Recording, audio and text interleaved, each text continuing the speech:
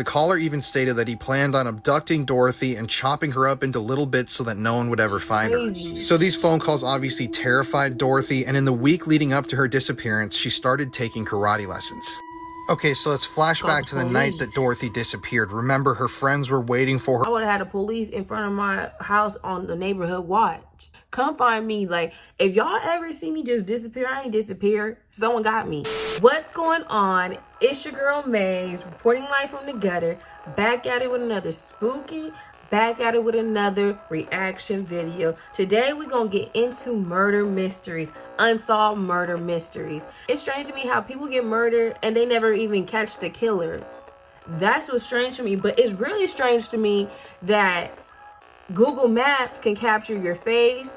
Y'all can capture somebody in a house. Y'all can capture somebody standing posted up at the corner, but you can't catch a murderer.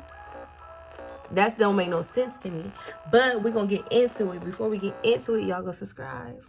Missing persons case that still keeps you up at night. I always think about the disappearance of Nicholas Downey and how he completely disappeared after his rental car was found abandoned. So this is 37-year-old Nicholas Downey, and he was last seen on February 27th, 2023 in Bristol, Florida. At the time he was working in Bradenton, but he had taken a week off to go and visit his wife Holly, who was staying at a rehabilitation center in Mississippi. For the trip, Nicholas rented a Tesla through the Turo app. He was on his way back home when on February 26th, he pulled off of Interstate 10 to recharge the Tesla.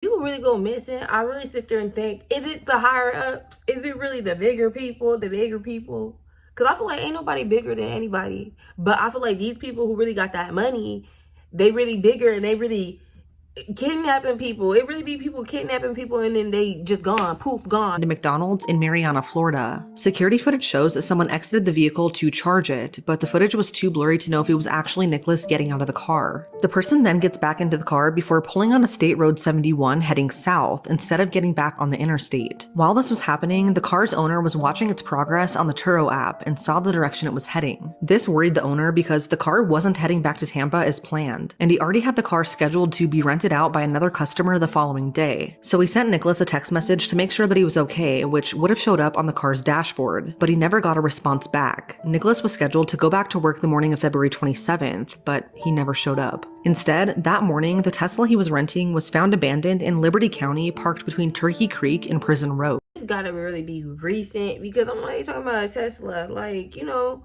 people drive Teslas nowadays, so this gotta be real recent.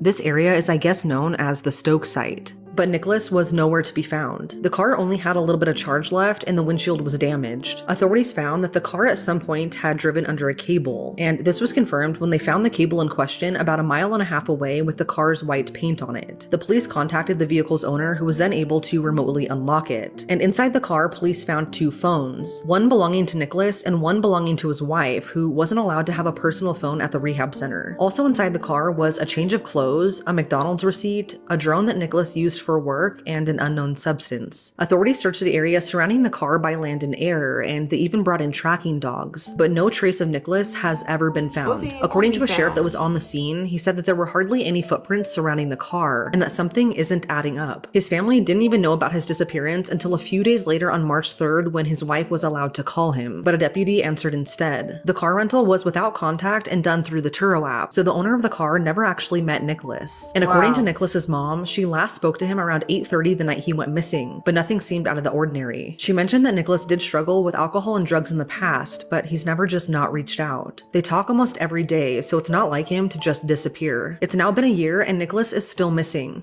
If you have any information about his disappearance at all, please contact the number on the screen. Damn, March 03 he was missing? March 2023 he was missing? That's crazy. Nicholas didn't want to be found and he wanted to just leave, get away, and he just wanted to change the whole life, or something really happened to him. That's the most crazy thing. But you really got to be smart to be doing that. Like, you really got to really sit there and strategically think, like, how I'm gonna go missing, how I'm gonna tell myself I don't want nobody to find me, I don't want to start a new life, all that. You got to really be smart. This is one of those cases that doesn't sit right with me.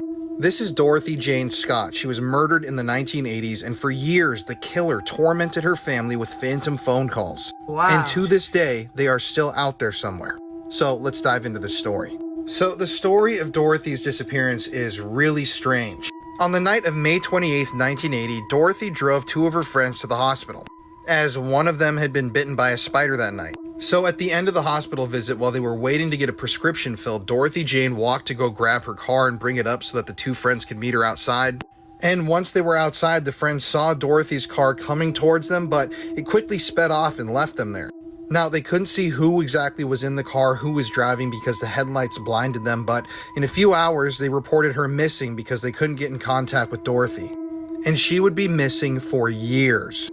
So in the months leading up to her murder, Dorothy had acquired a stalker. She had been receiving phone calls at work from a strange, unidentified male caller. And on these phone calls, this guy would tell her how much he loved her, and then he would state that he intended on killing her soon. One day, this phantom man even told Dorothy to go outside because he left a surprise on her car, and when she went outside to look, there was a single dead rose on her windshield, which is... That's what I say, ladies, keep it safe, keep it cute.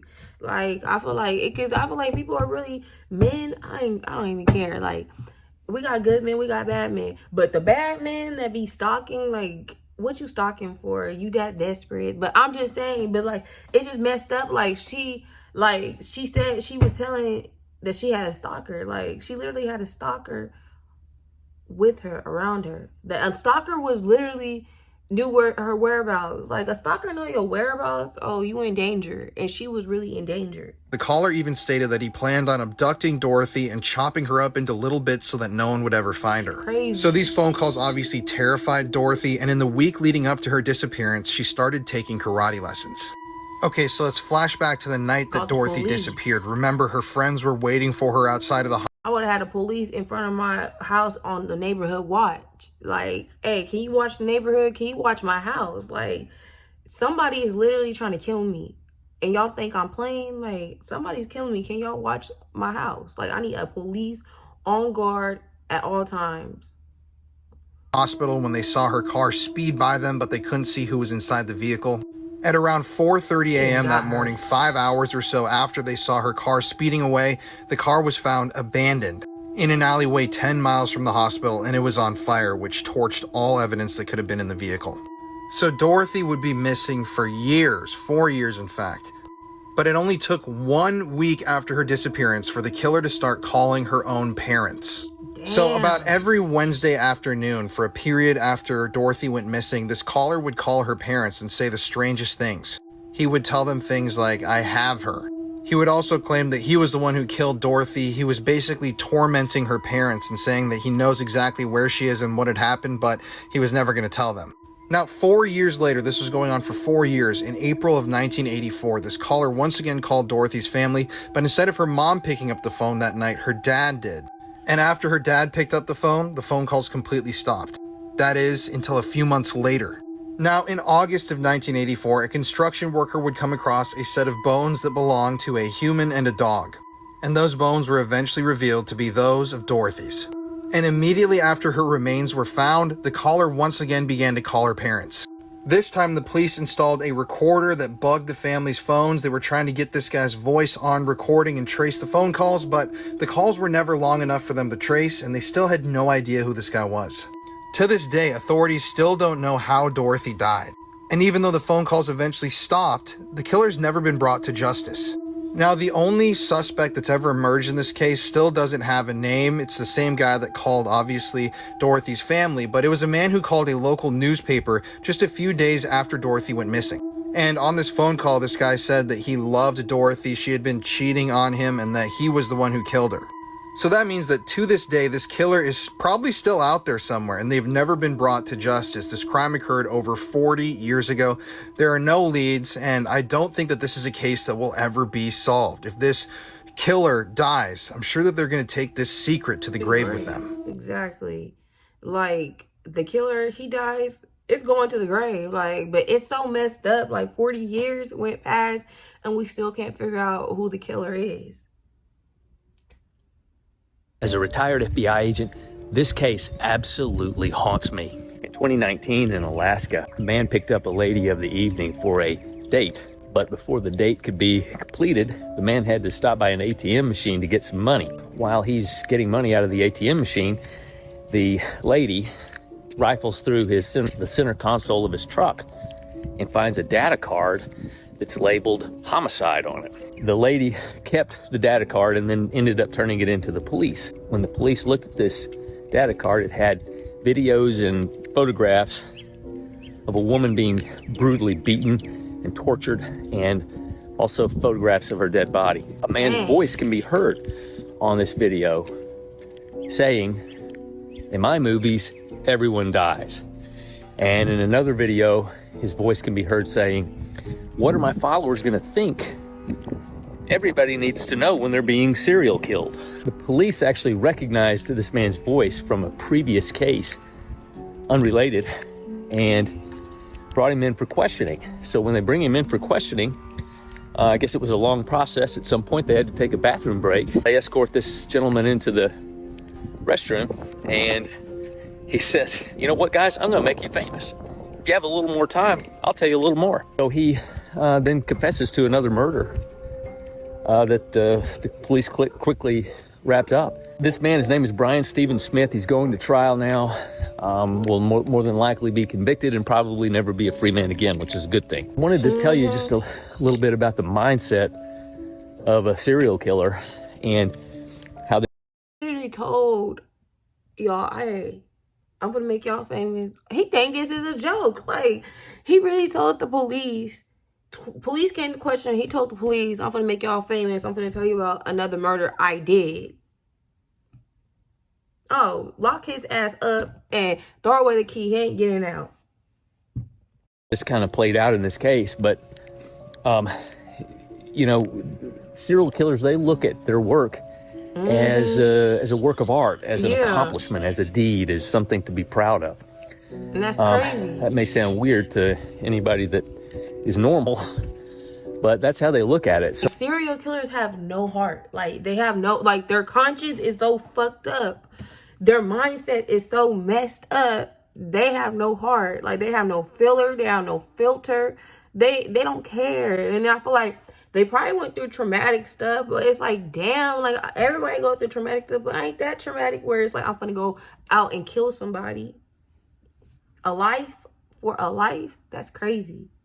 I think once the police brought him in, he probably realized, yeah, they got me, but I'm going to brag a little bit about my accomplishments because he's actually proud of them. So, What he did. like I said, I don't think he'll be a free man again, which is great, but he's 52 years old, and I promise you this was not the first two murders that this guy committed.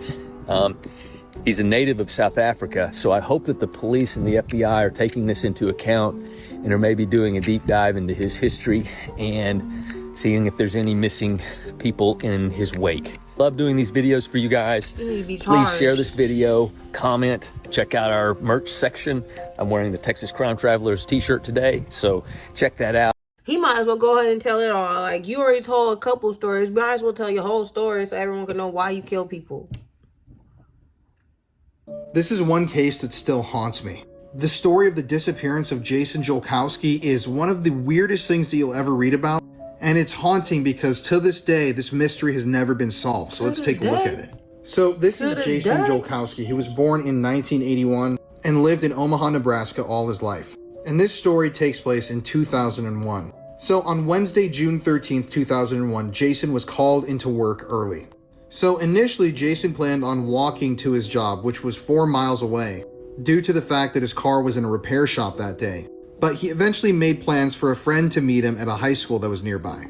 So this high school, Benson High School in Omaha, Nebraska, was only half a mile from Jason's house. Literally an 8-block walk, and that's where his friend was supposed to meet him. So just take a look at this photo. This is the exact route that Jason was going to take to the high school. It's only a 10-minute walk, and keep in mind, he was about to make this walk in the middle of the morning in broad daylight. In a city like Omaha, Nebraska, where crimes like disappearances and murders don't really happen all that frequently. So at 10:45 a.m. that morning, a neighbor saw Jason helping his younger brother with the trash outside of his home, and at some point right after that, he left to go on this walk to go meet his friend. And during this walk, Jason vanished off the face of the earth. So to this day, no trace of Jason has ever been found. There were no remains ever recovered. Nobody has seen anybody that's ever looked like Jason. Nobody reported seeing somebody being abducted on the day that he went missing. Nobody even reported seeing anything out of the ordinary. It's as if he simply vanished literally into thin air. They even checked the security camera footage from the school that he was supposed to be walking to that day, and the security camera videos showed that Jason never arrived. It was somewhere on that half-a-mile walk when he vanished. Now, Jason's parents have suggested that they believe he may have been abducted and killed, but with no body ever having been found, that theory is just really hard to prove. And yeah, it's been over 20 years since this happened, and no trace of Jason has ever been found. That's why it's a case that will haunt me. I mean, it's just scary to think that you can be making a half-a-mile walk in the middle of the day, in the middle of your city, and go missing, and no one will ever even find a piece of your clothing. People really be out here kidnapping people and killing people for their organs. They never know what happened to them. Like, damn, what happened? Because they got their organs. So who's to say that could have happened to him? But it's just crazy how you can walk somewhere and you just gone, vanished, like no one knows. Come find me. Like, if y'all ever see me just disappear, I ain't disappear. Someone got me. No funny shit, but on some real shit, like somebody got me, because it's like I ain't finna just vanish. I'm gonna let one person know, hey, I'm finna dip. Like, other than that, don't tell nobody. But if I ain't let nobody know nothing, yeah, someone got me.